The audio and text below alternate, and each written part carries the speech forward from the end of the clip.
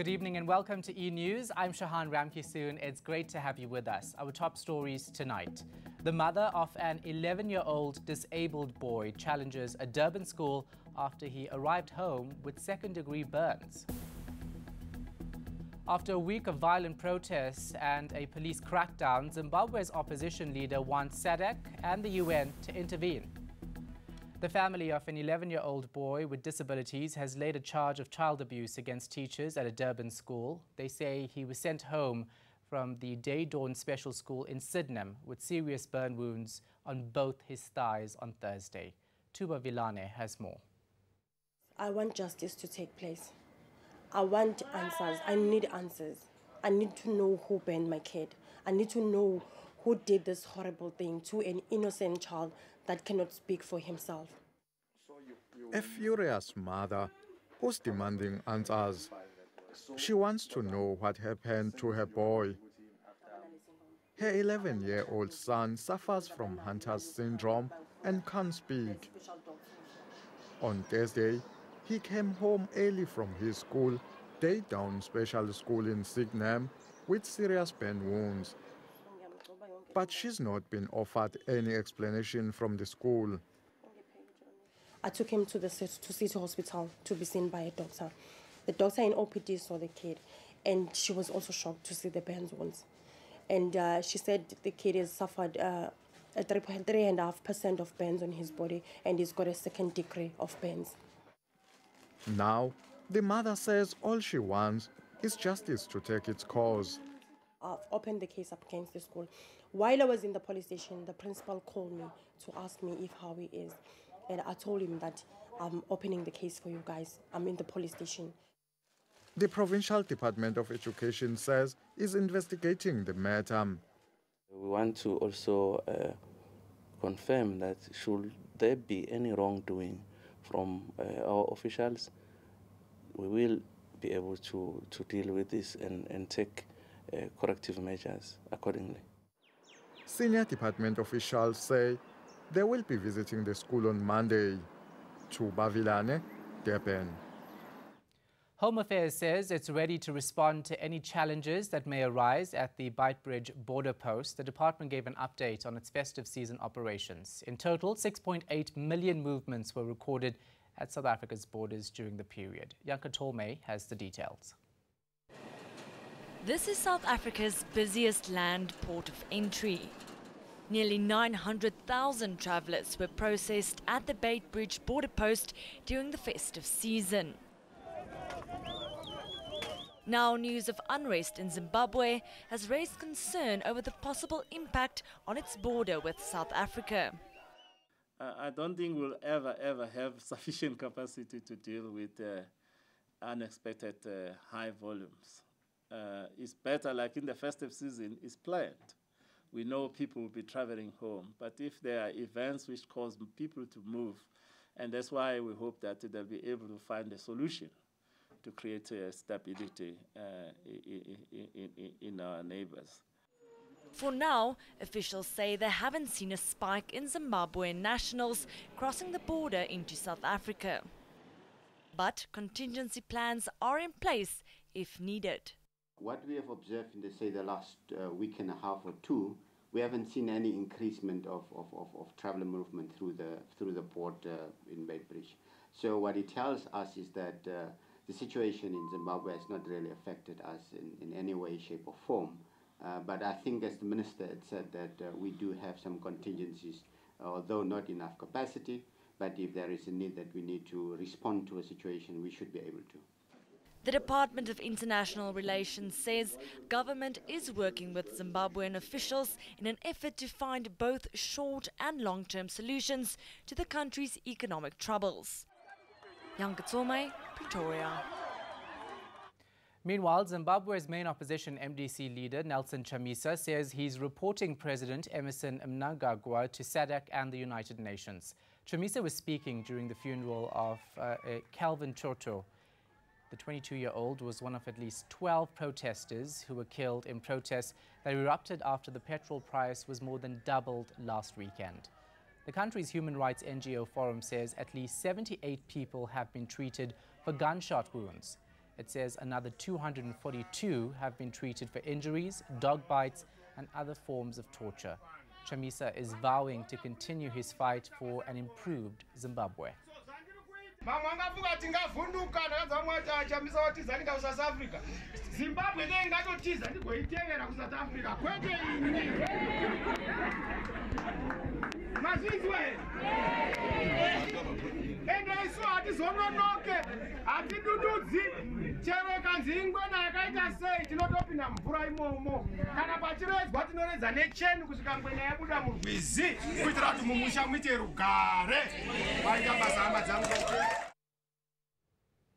Back home, Minister Siyabonga Cwele is urging all South Africans without ID documents to visit their nearest Home Affairs office. This as the 2019 elections fast approach. The IEC is hosting its final registration drive this coming weekend. Our people need identity documents in order to register to vote. Overall, the operations went very well. I visited some of these offices in 3 provinces during this period, and I am satisfied that our offices are ready to assist citizens this coming weekend. We are attending to the glitches which we have experienced during this test period. I appeal to those who have applied for their identity document to come and collect them at our Home Affairs offices. With an interim decision-making body now in place, Patricia de Lille's Good Party is gearing up to contest this year's elections. Its National Leadership Committee has 36 members from across the country. 70% of them are new, young faces in line with the party's promise to be youth-centric. Peladi Situsa has the details. The one message that we are sending out to all political parties when it comes to unemployment, they must stop lying to the voters and to South Africans to say that they are going to create jobs. Because they are lying.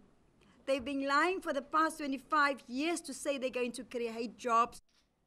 Land, unemployment, and eradicating economic inequality are some of the issues highlighted during the Good Party's policy conference this weekend. Big cities and towns are the drivers of change in our country. And therefore, any policy development must take in consideration that the world has changed significantly since 1994. And doing government as usual, it's not just on anymore. While de Lille claims her party will do things differently, she wouldn't be drawn on who the party funders are. Right now, you are not obliged to do it because the bill has not been signed into law.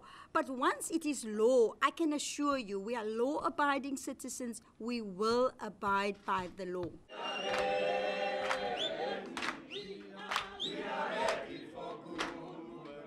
Good claims it already has over 67,000 members. A manifesto is expected by month end. Peladi Situsa, Cape Town. IFP President Mangosuthu Buthelezi will lead the party into this year's general elections. It announced the decision following its extended National Council in Durban. Tuba Vilane reports. IFP says he's ready for the elections. With his vast experience, Buthelezi will continue to be the face of the party in these all-important general elections. The party's sole focus must now be a strong performance in the 2019 national and provincial elections to request me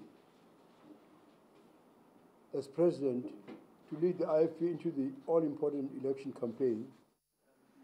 The party has improved its performance since 2016 local government elections, winning a number of by-elections in KwaZulu-Natal.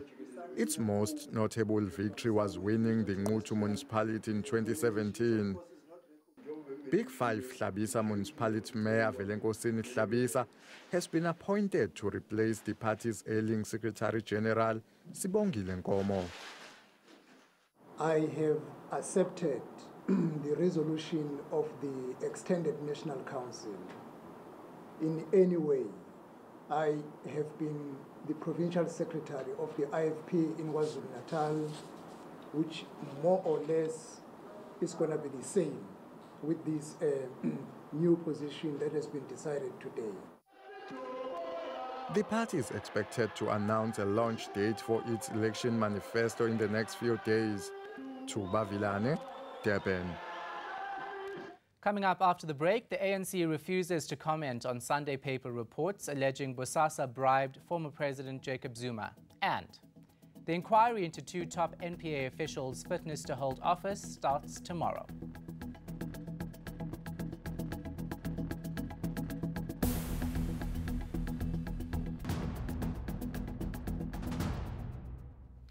Welcome back. An inquiry into two NPA senior officials kicks off tomorrow. The actions of suspended Deputy National Director of Public Prosecutions Nonqobo Jiba and Special Director of Public Prosecutions Lawrence Mkhwebi will take center stage. The probe will be looking at their fitness to hold office following serious allegations leveled against them. Michael Apple reports. Senior prosecutors Nonqobo Jiba and Lawrence Mkhwebi have been on paid suspension since the 25th of October last year. President Cyril Ramaphosa made the decision due to the serious nature of allegations that they are unfit to hold such high office with significant influence. The two advocates' prosecutorial conduct and decision-making are being tested. The inquiry will be chaired by former Constitutional Court Justice Yvonne Mogoro. Advocate Nazreen Bawa, who's previously been an evidence leader in the 2014 Khayelitsha Commission, has once again been appointed to this role. The advocates in the spotlight are involved in questionable decisions in several high-profile cases. More notably, the cases involved former Crime Intelligence head Richard Mgluli and former KwaZulu-Natal Hawks boss Johan Boysen. In Jiba's case, the inquiry will be looking at whether she properly exercised her prosecutorial discretion and if she respected court processes and proceedings. As for Mkhwebi, his fitness to be Special Director of Public Prosecutions will be questioned, and whether he's acted without fear, favor, or prejudice. The inquiry is expected to complete its work within 4 months. The inquiry isn't the only headache facing the pair. They were struck off the role of advocates in September 2016, but successfully appealed the ruling in July last year. The General Counsel of the Bar is now approaching the Constitutional Court to rule on the matter. That application will be heard on the 14th of March. Michael Apple, Johannesburg.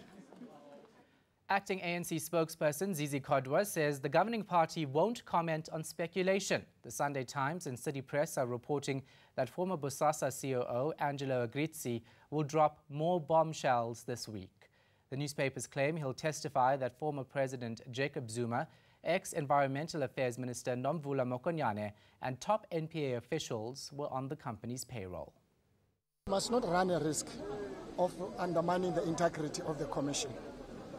I think we must not have processes that are established outside of the Commission and talk about evidence that has not been presented before the Commission. We start talking about lists that have not been presented before the Commission. That in itself undermines the integrity of the Commission. Because if somebody, for whatever reason, were able to find some list that is yet to be presented, it cannot be on the basis that it must then be argued parallel to the process of the Commission. Let's respect the Commission. If there is any evidence that will come before the Commission, let's all wait for that evidence, credible, to come before the Commission. Then the question will arise. International news now. Democratic Republic of Congo President-elect Felix Tshisekedi is promising to unite his people, including those who did not vote for him. He made the statement shortly after Congo's top court confirmed his election victory. Meanwhile, opposition leader Martin Fayulu is urging his supporters to organize protests after the Constitutional Court challenge was rejected. He claims Tshisekedi made a power-sharing deal with the outgoing President Joseph Kabila, but Tshisekedi denies the claim. 2 people have died and 20 others have been injured after a fire broke out at a ski resort in the French Alps. It started in the early hours of this morning. Around 70 firefighters battled the blaze. It's still unclear what caused the fire. And Israel and Chad have renewed diplomatic ties more than 4 decades since they broke down. A statement from Israeli Prime Minister Benjamin Netanyahu has confirmed the resumption of relations between the two countries. Last year, Chadian President Idris Deby met Netanyahu in a historic official visit. Ties between Israel and Chad were cut in 1972 due to its occupation of Palestinian territories. After the break, your weather details, and then in riveting news, the world's loneliest frog finds love just in time for Valentine's Day. Welcome to the Weather Center. We're going to get into Monday with quite a bit of cloud and fog patches over parts of KwaZulu-Natal, Mpumalanga and the Limpopo province. It will be mostly fine for the rest of the country, but in the afternoon we are going to see very isolated thunderstorms popping up over the eastern areas of the Northern Cape, extending down into the western sections of the Free State. It will be mostly sunny and hot for the rest of South Africa and more so for much of the Northern and Eastern Cape provinces. And we are going to be watching this cold front, which is going to start brushing along the southwest coastline as we get towards midnight on Monday. Now, here's taking it closer to your part of the country. We're going to see isolated thunderstorms in the afternoon around Postmasburg and Kimberley. It will be mostly sunny and sizzling hot for the rest of the Northern Cape, Appington and Priska hitting the 40-degree mark on Monday afternoon. Mostly sunny and warm to hot weather is also forecast for much of the Western Cape. It will be partly cloudy for Cape Town, warming to 27 degrees hotter as we go towards the eastern sections of the province. Mostly clear skies are also forecast for much of the Eastern Cape. Big winds will push temperatures into the lower 40s across much of the interior. We are also going to see mostly clear skies across much of KwaZulu-Natal. Durban should warm to around 26 degrees. It will be hotter for much of the interior of the province. A mostly fine day is also forecast for the Mpumalanga province, where highs in the upper 20s and lower 30s are expected. It's going to be pretty quiet as well for the Limpopo province with warm to hot afternoon temperatures. Isolated thunderstorms are possible for the westernmost areas of the northwest. Otherwise, it should be mostly sunny and hot for the province. We are expecting isolated thunderstorms as well around Bloemfontein and Forest Smith, mostly sunny and warm to hot for the eastern areas of the Free State. Gauteng should see mostly clear skies as well, with highs in the upper 20s and lower 30s on Monday afternoon. Now, on Tuesday, we are going to see mostly clear skies for much of South Africa, partly cloudy, however, for the northern sections and along the south coast. Then on Wednesday, light rain is forecast for parts of the south coast. Thunderstorms will return to eastern South Africa. And finally, it's the story of Romeo and Juliet in the frog world, but this time with a happy ending. Thanks to an online dating campaign, the world's loneliest frog, Romeo, may have found his mate. The endangered water frog has been in captivity for over a decade until now. Now, earlier this month, 2 female frogs were found and brought back to Bolivia to meet Romeo. One of the females turned out to be a bit too young, but the other, named Juliet, was found to be a good productive age. The two are set to meet on Valentine's Day for the first time because Juliet must still be checked out by vets. Here's a reminder of our top stories before we go. The mother of an 11-year-old disabled boy challenges a Durban school after he arrived home with second-degree burns. After a week of violent protests and a police crackdown, Zimbabwe's opposition leader wants SADC and the UN to intervene. From me, Shahan Ramkisoon, and the rest of the team, take care and thanks for watching.